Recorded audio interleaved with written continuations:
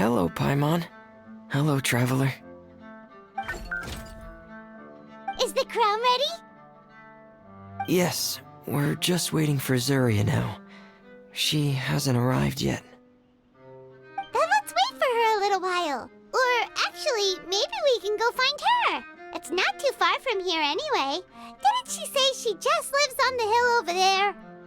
Hey, Traveler, Paimon. Oh, and speaking of... Found you two at long last. I'm so glad that you both are all right. Huh? Why are you here, Miss Delaroche? And what could have happened to us? What could have happened? That water imp Thelxie, of course.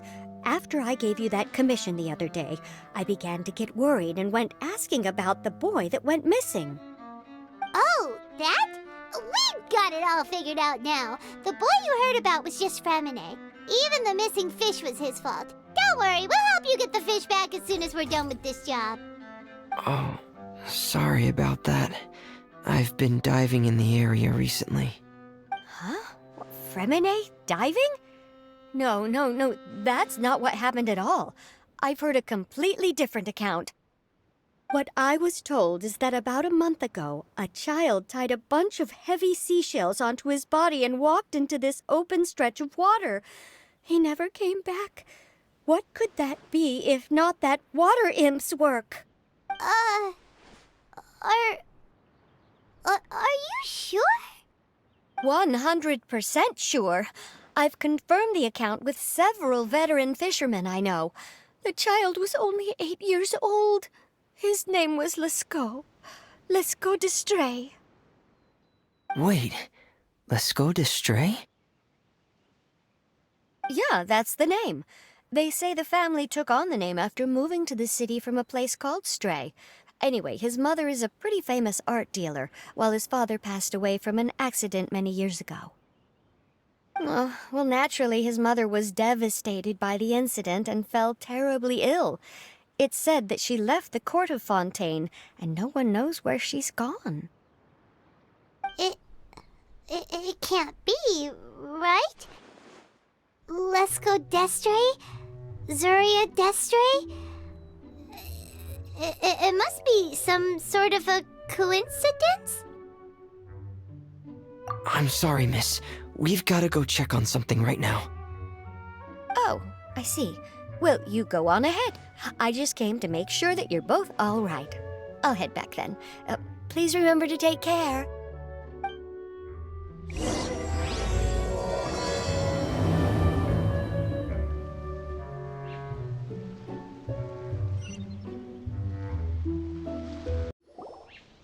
Excuse us. Is anyone here? Is this Madame d'Estray's place? Who are you? I have a patient here who needs quiet bed rest. Please leave us be unless you have anything urgent to report. This is the residence of Zuria d'Estray, and I'm Jala Khan, her family doctor. What did you mean by your question just now? Who else could be my patient? Your patient should be Zuria's son, right? She told us herself that her son had contracted loneliness syndrome. No, you're right. Young Master Lescaut did have that illness once upon a time, but well, the young master's no longer with us. And now the Madame has come down with the same illness. Are you her friends, by any chance? Oh, so when she had requested time to go out over the past few days, it was so she could spend them with you.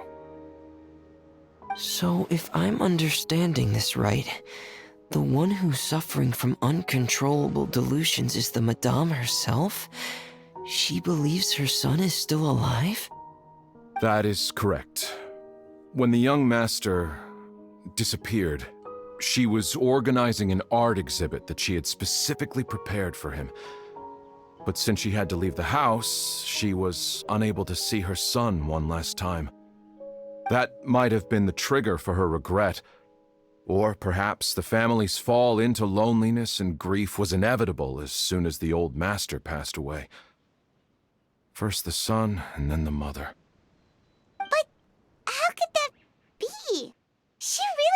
she had a handle on everything. Her smile was so lovely, and she even told us to stay optimistic. But you're saying she... Those actions are proof that she can no longer differentiate between fantasy and reality.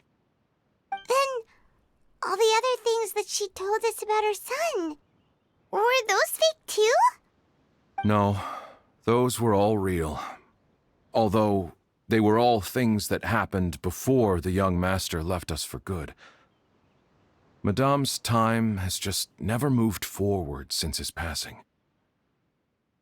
I see. So after her son left, she created a fantasy world where her son was still with her. She was looking for a way to cure his illness when she ran into us.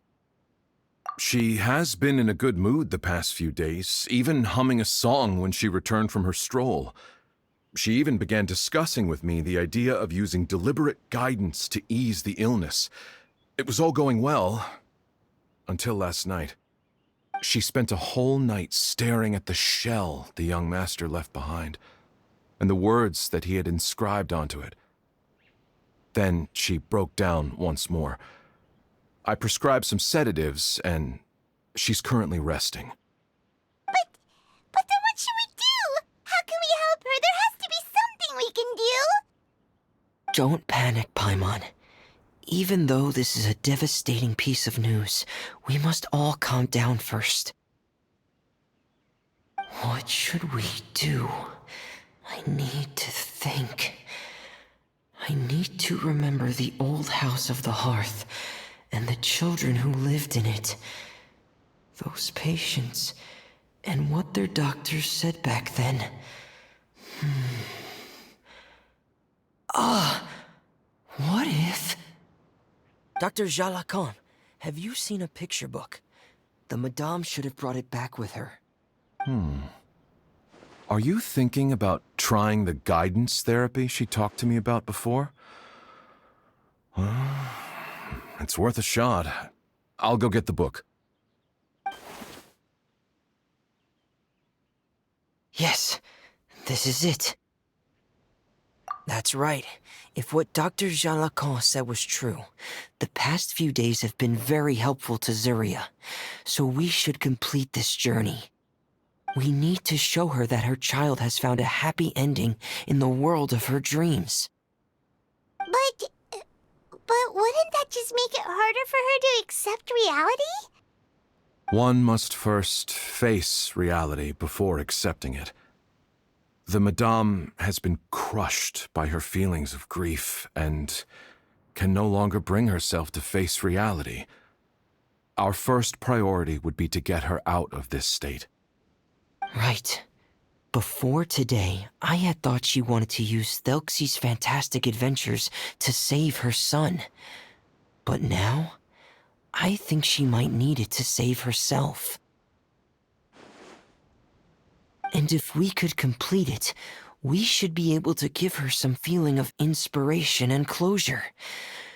Maybe those feelings would be enough to give her some courage to face reality again.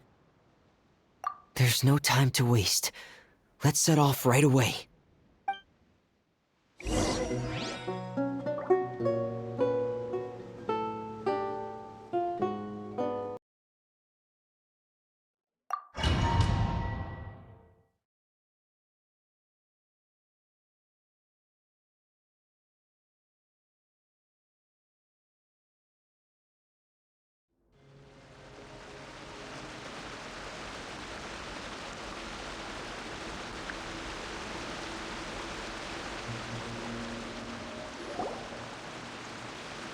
We're here again. This is the final part of Thelxie's journey, but the most important person is missing.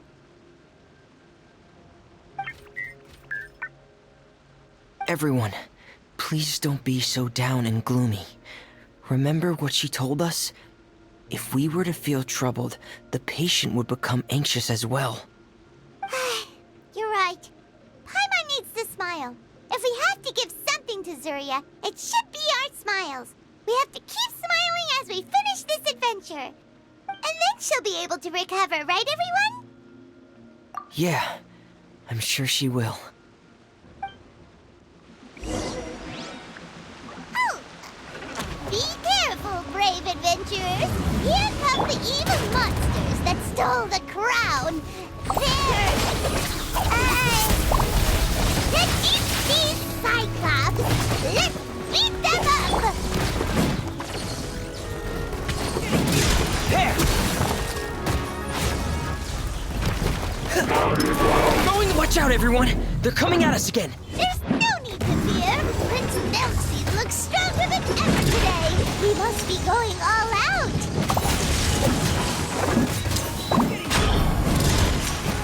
There! This way! Looking for a fight? I'll settle this! Time for retribution! Here! Oh, this is the final enemy, right? We'll reclaim the crown for you now, Your Highness!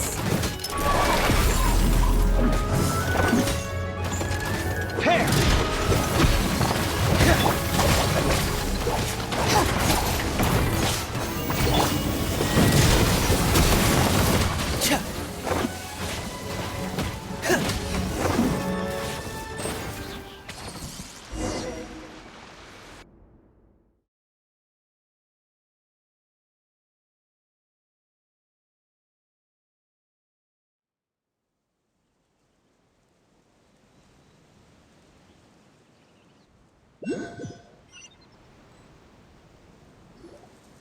I'm sorry. I have to go. I made a promise to my friends, and I'm already very late. But, Madame, you're still... Don't try to stop me. Today's the most important day for treating Thelxie. We'll use the guidance method. Didn't you also say that you'd think it'd work? I'm not trying to stop you, Madame. It's just... Could you tell me the name of your child? Dr. Jalacan, how can you forget the name of your own patient? His name is Thelxie. He's the prince of the kingdom of water imps. We will go today to reclaim his crown and attend his coronation ceremony. I see. Madame, please rest assured, everything is still on schedule. Your friends have already departed to find... Wait, look. They've already returned.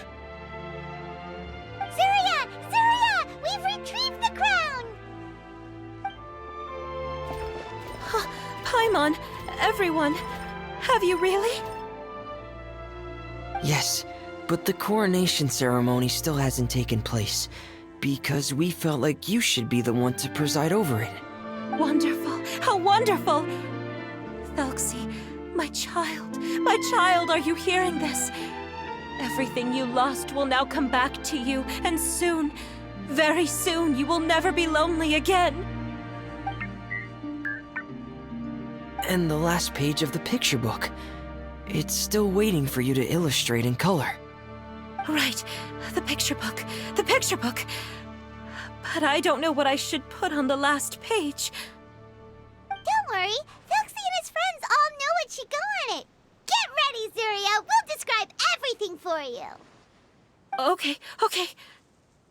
At last, Thelxie and his friends were able to drive off the final invading monsters and achieve a dashing victory. Their success was complete, and the recovered crown resplendent. The water imps, finally returning to their homes, showered the prince with love and applause as he greeted them. They once again offered their precious shells to the prince and reconstructed the rainbow bridge of old. As he watched the scene unfold, the prince could not help but be touched by its beauty.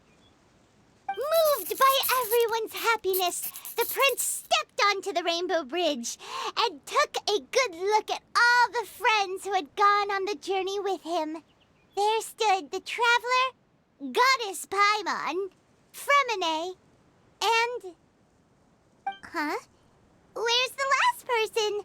The prince looked frantically around, but but could not find the person he wanted to see most. At that moment, the person suddenly appeared on the other side of the bridge. She walked towards him with a smile and slowly lifted her veil. The prince could not hold back his tears. He recognized then that the mysterious person that had been by his side the whole time was none other than his mother. Surya walked across the bridge and placed the crown above the prince's head. She smiled down upon him as she said, "My prince, my king, you shall never, ever need to feel lonely again." That's the end of the story, Surya. Thank you. Thank you all. I am so sorry, my child. Maman should have spent more time with you. Did you hear the story? You'll never have to feel lonely again.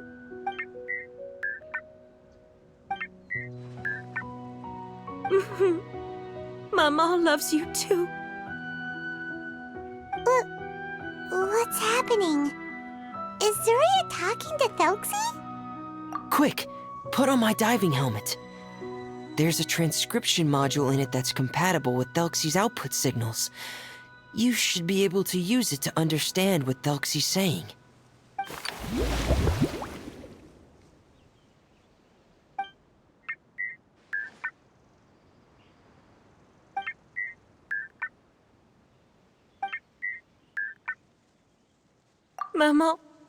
Maman loves you too. But I love you more, Maman. What? Did you see something? Maman, I'm getting a little sleepy. If it's time for bed, can you hum a lullaby to me again? Of course, my dearest child. As long as you want to hear it, Maman will always hum for you.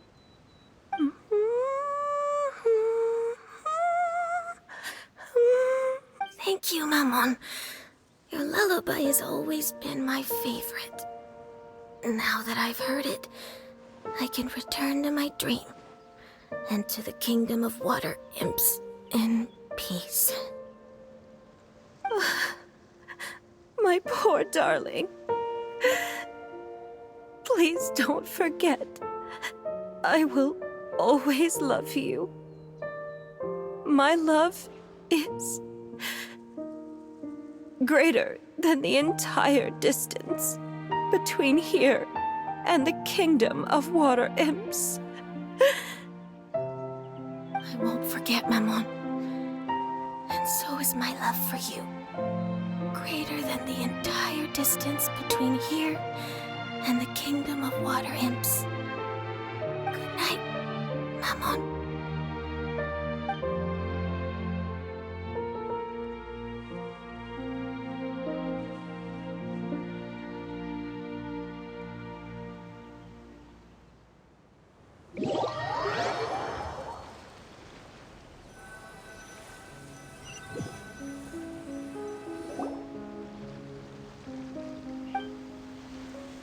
Traveler, Paimon, you're here.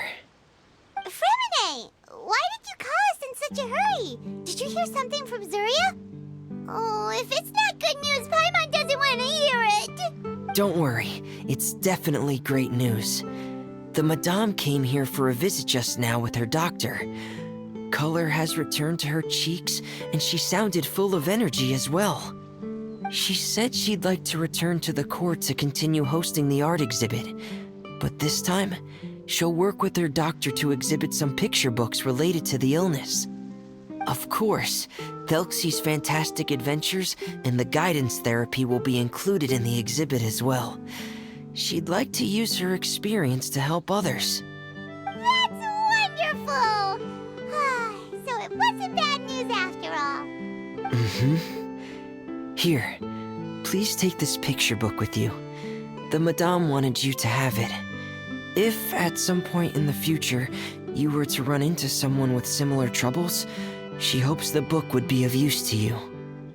But your son's story, right? Is it really okay to give the book to us? Don't worry, it's just a copy. She still has the original. It's extremely important to her. Alright, then there's no problem. It feels good knowing we've contributed to something important. Paimon definitely didn't expect the fantasy adventure to be so useful.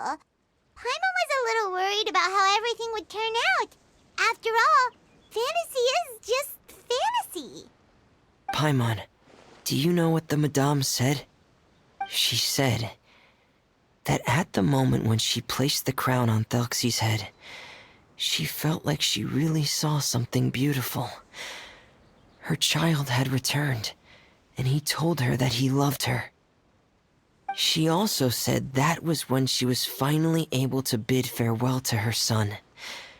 She felt like at that moment, she was healed by some mystical power, and she was filled with courage from head to toe. Oh, really?